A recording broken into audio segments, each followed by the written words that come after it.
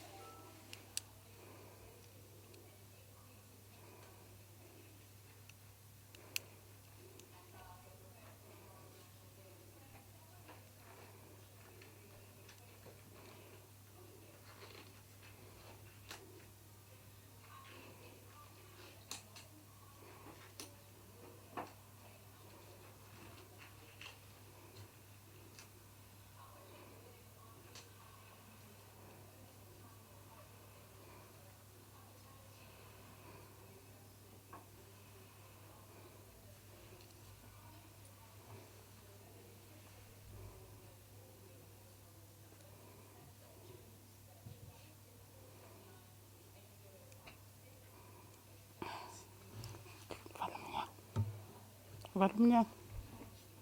Yeah.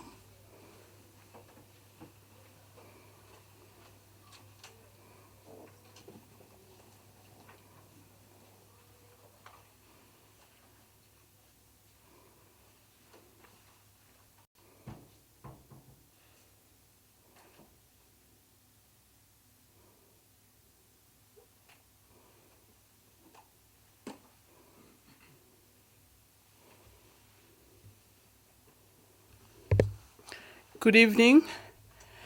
We are now hosting the last media briefing for the day. It is going to be hosted by the Minister Kubai Ngubane and dedicated to tourism as we prepare to move to level 3. She is accompanied by the Director General, DG Victor Tarache. And I will at this point hand over to the Minister. Minister, you are free to come here.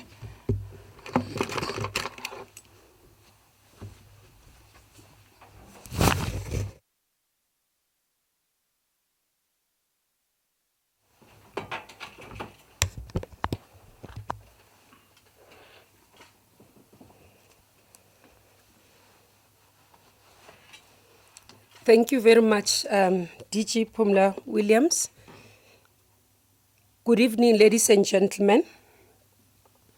Following the announcement by the President on Sunday, 24 May 2020, that the country will be moving to the level 3 lockdown from the 1st of June 2020, the National Coronavirus Command Council worked on level 3 regulations that have already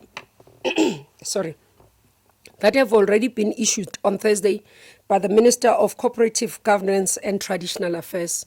We are here together with the Director General of the Department of Tourism to be able to explain in detail what the sector must look forward to and what are the issues that are relating to us. Level 3 regulations are an indication that our country has done the preparatory work to start moving towards opening up more sectors of the economy. This is because the last 2 months of lockdown gave us a room to build up an extensive public health response and prepare our health system for a possible increased infection rate. We must remember that government needs all of us to play our part in the fight against the pandemic. We must act responsibly and take necessary measures, such as advised, and that it is important for us to wash our hands or sanitize every time and hands regularly, wear a mask or face cloth, ensure we keep necessary distance, whether we are in a public space or in our work environment. The past 2 months of lockdowns have been difficult for the tourism sector. We continued to see many businesses in the sector fighting for survival, and our projections showed that almost 600,000 jobs were at a risk if the sector doesn't come to at least some level of operation or working by September 2020. The reality led to both government and the private sector working together to both innovate and putting protocol guidelines to get the sector back into operation. When the risk-adjusted approach was introduced, tourism was placed at level 2 and largely at level 1. This is because our sector is largely interactive, and hence our focus as both government and private sector has been in the past few weeks to ensure that we de-risk the sector and putting health protocols that can give comfort of safety, not only to government in terms of NCCC, but to our clients, including the domestic tourists. As we open up the sector, we are therefore confident that measures have been put in place to protect our employees, suppliers, tourists, and all those who are involved within the sector. Where there are weaknesses, as the Department of Tourism, we have committed ourselves to working towards finding solutions together with all our partners. Ladies and gentlemen, we announced as the Department of Tourism a relief fund. And this, when we announced it, was that it was meant to ensure that SMMEs in the tourism sector survive the crisis. We put together the Tourism Relief Fund. The application window for the COVID-19 Tourism Relief Fund will close on the 31st of May 2020, which is tomorrow. The Tourism Relief Fund provides a once-off capped grant of 50,000 per entity as previously announced, and this is a subsidy towards expenses. Such as operational costs, fixed costs, and all that. This we had indicated initially that it's not subsidy or a grant for paying of salaries because UIF is taking care of that. To date, more than 6,000 completed applications for grant assistance have been received across the country. And I'm saying completed because we did have some that are not completed with not all the forms being completed. So we do not count those because if we count those, we are almost above 13,000. A large bulk of the application were from businesses that provides accommodation services. That was around 2,495 of those, followed by hospitality at 1,825, travel-related services at 1,780, and others at 662. We have received feedback in both my stakeholder engagement as I was engaging with various sectors, also through our emails, through calls, through messages, through WhatsApp, through Facebook, through Twitter, that a number of applicants had experienced challenges. And these challenges were specifically through the online system. Some had difficulties in uploading their documents onto the system. Some requested many times to submit documents that they had already submitted, and some were unable to access the system. To remedy this, we have been able to work around the clock to get most of these people who were not able to upload their documents to be able to submit. And I do urge those who are still having documents outstanding to get onto our website and upload those documents or send them through email. The department will accept all email submissions in case you've been battling with the system. But today, since yesterday, we've been having a team that has been working, calling individual companies where we found that they have completed the forms, but you find that certain documents, other documents have been uploaded, others have not been uploaded. They've called them individually and allowed them to submit the documentation that are needed through email. And I think quite a number of our applicants who were unhappy have been relieved to see such. So we are positive of the results that will be coming, because indeed many of our tourism SMMEs have been looking forward to this relief. Some have already received the positive news in terms of receiving confirmation that their application have been accepted. So we will announce all the application in terms of numbers, how many have been approved, how many have been not approved, and for the reasons once the closing date has been made. We don't want to communicate that currently.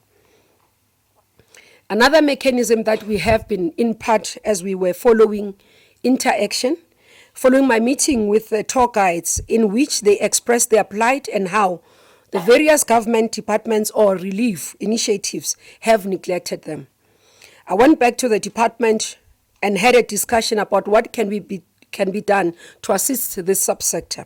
As you are aware, the tour guiding subsector is dominated by freelancers and independent contractors with no job security, and for this reason, the government relief scheme, including the Tourism Relief Fund, did not cover them.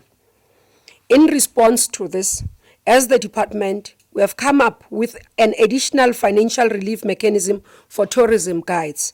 We have set aside a total of 30 million rands, which will provide financial relief over a period of 2 to 3 months for the tourist guide.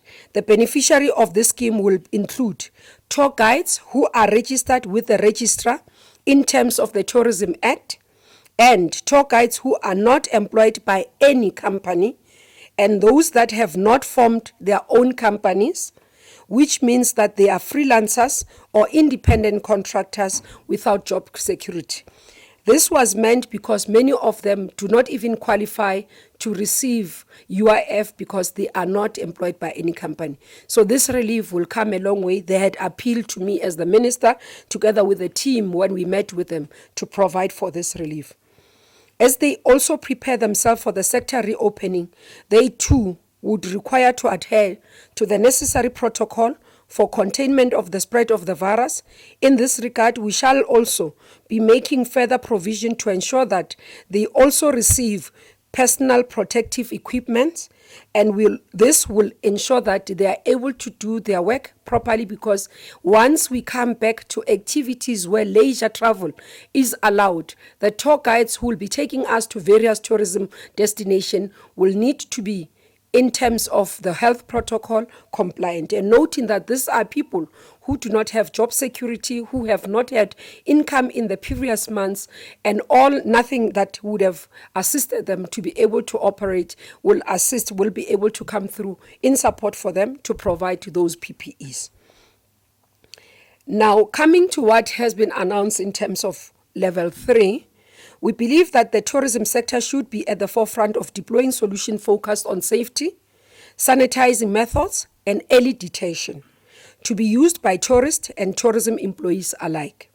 From our engagement as a sector and having had insights into the extent of creativity and innovation in the sector's containment effort in line with the risk-adjusted approach, I'm encouraged that our approach is not only just planning for moving from one level alert to the next, but seriously internalizing the notion of the new normal as a sector. Tourism services supports other economic sectors. As part of the economy opening up, the tourism activities that are supportive have to reopen. As some strategic sectors of the economy will need to operate during lockdown, such sectors will need tourism services even before the sector is fully opened for leisure. This includes key elements that would facilitate travel of persons for permitted purposes. We therefore welcome the decision by Cabinet to permit tourism services for the categories as stated in the gazetted regulation. I will now highlight the areas that have been opened up for level 3. Restaurants are open for delivery, collection, and drive-through. This includes the Saib Cap, where you arrive, especially those of restaurants in the township who do not have facilities to be able to do drive-throughs and all that. So you're saying you arrive, you park, if you are driving, and then you are ordering, and then you are given either a number or some level of indication that by 10 minutes you will receive your order. So you don't gather inside, you don't gather as a group outside the restaurant, do a queue. If you do a queue, make sure that you distance. You keep safe distancing like we see in malls, like we see in retailers. That's what we are expecting from the tourism side.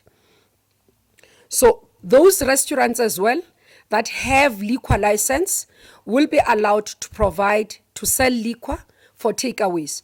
On-site consumption is not allowed for both alcohol and also for the food.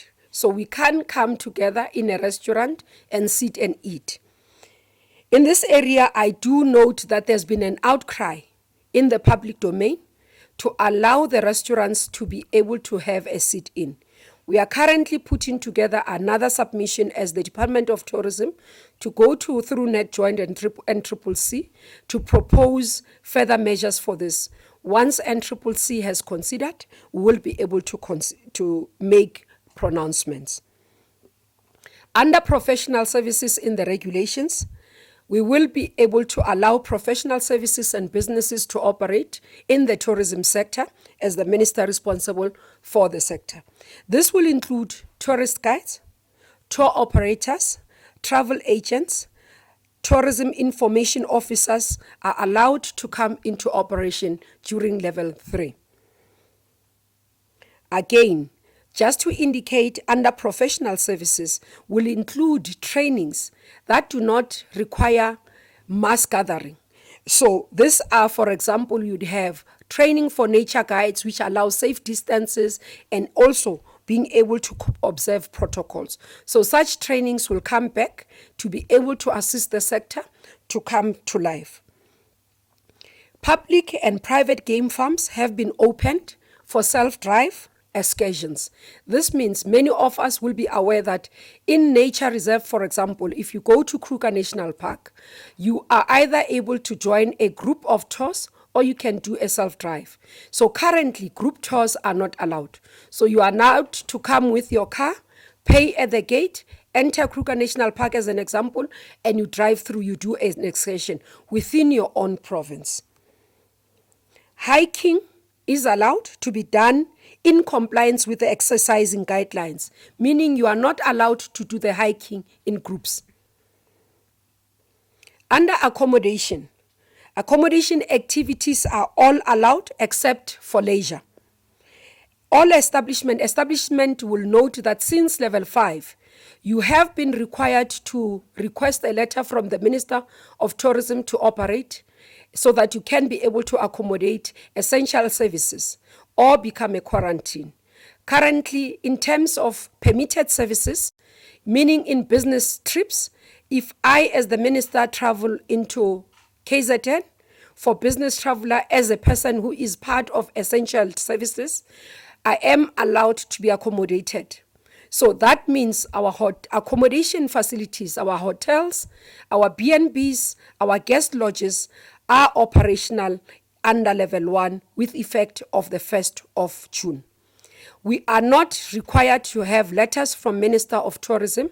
What you are going to be required is to keep a list, ensure that people who are coming are not coming into an establishment for leisure purposes.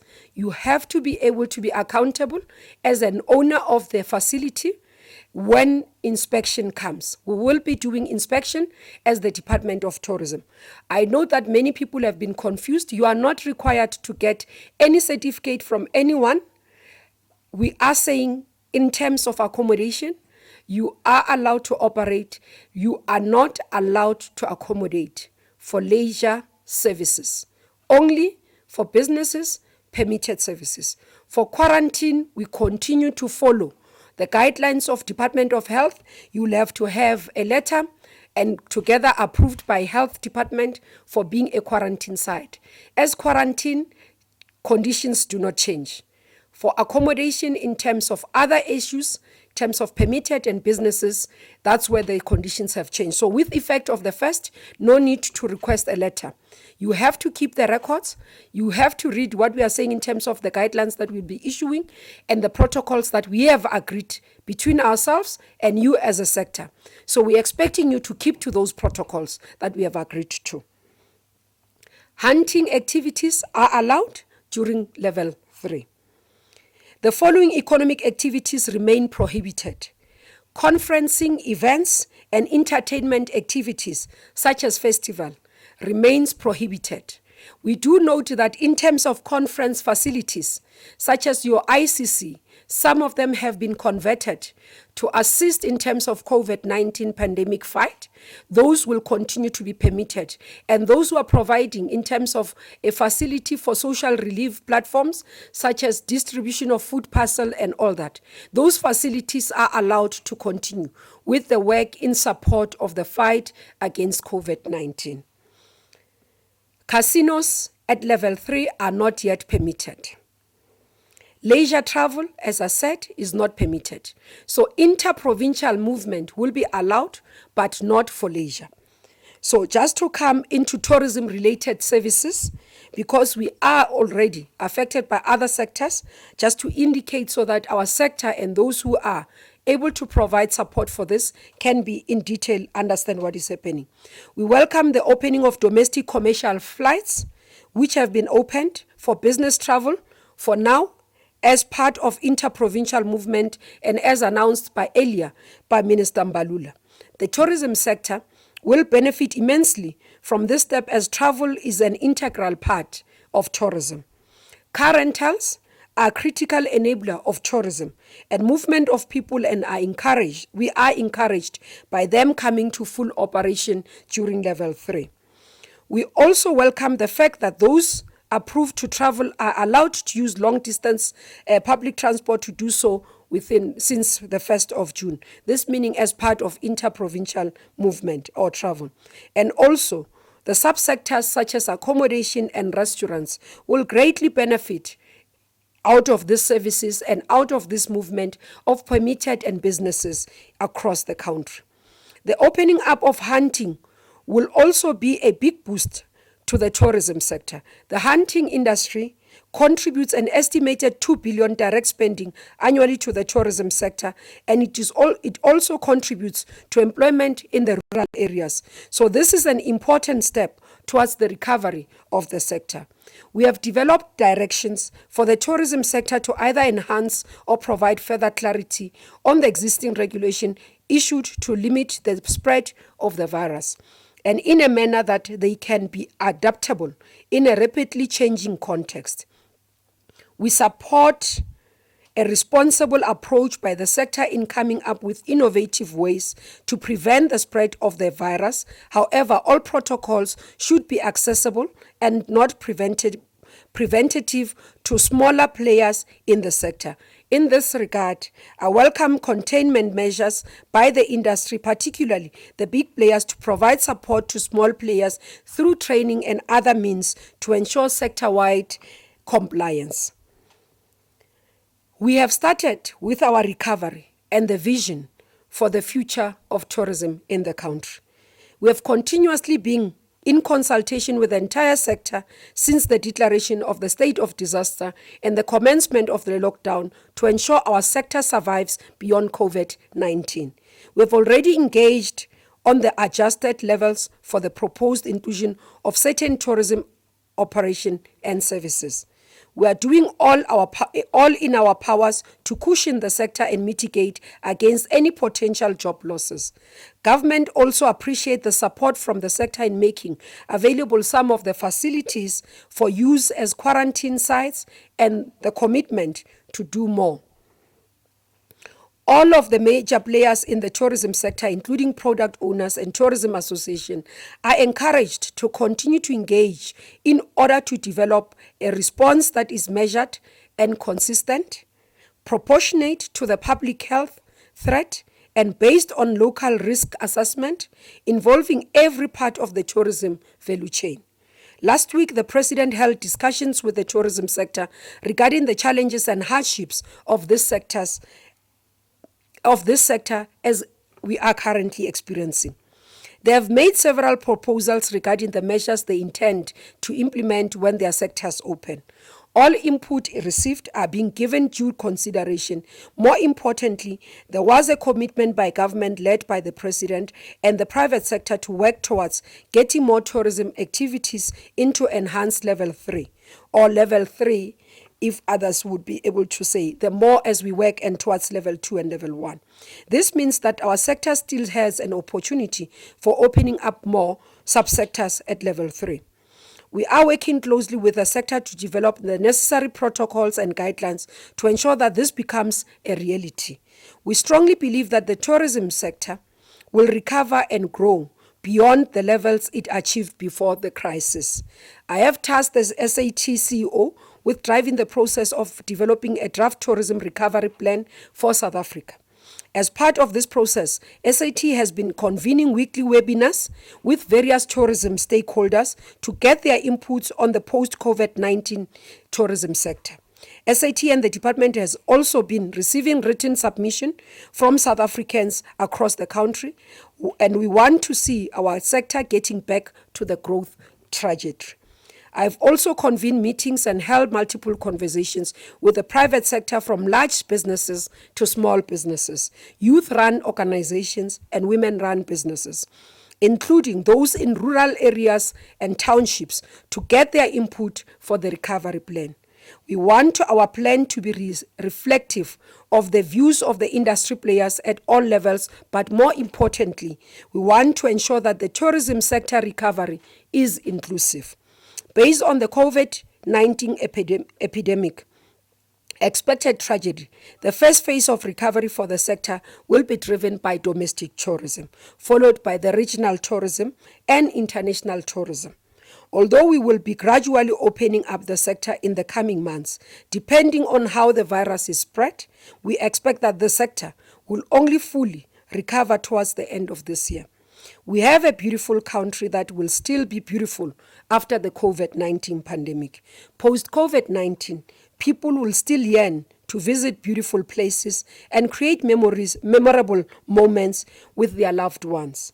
We have plans in place to, as soon as the world begins to open up, to resume marketing our country and rebuilding our brand.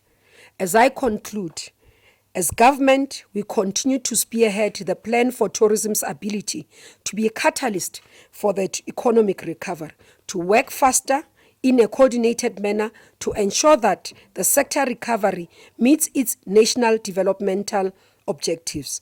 We remain committed to work tirelessly to safeguard our tourism industry, and this will need to heightened cooperations and partnership as we implement our response plan and lay a foundation for a healthier and more resilient future. We remain tourism strong. Thank you.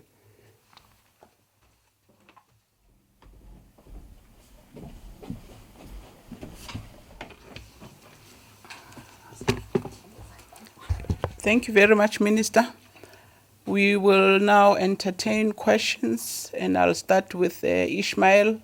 Your line, Ishmael. Thank you, DG. We don't have callers at the moment. Thank you. Ngaba, your WhatsApp line. Nothing yet, DG. You, Minister, you've done a good job. So I don't think we are going to be keeping Minister any longer if there are no questions. Thank you. We adjourn. Thank you. Brilliant.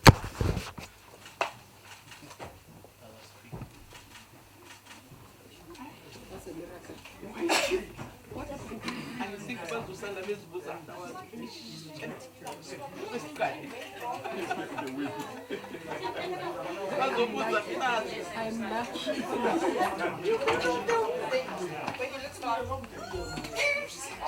they are tired. Yes. As a sign of tiredness.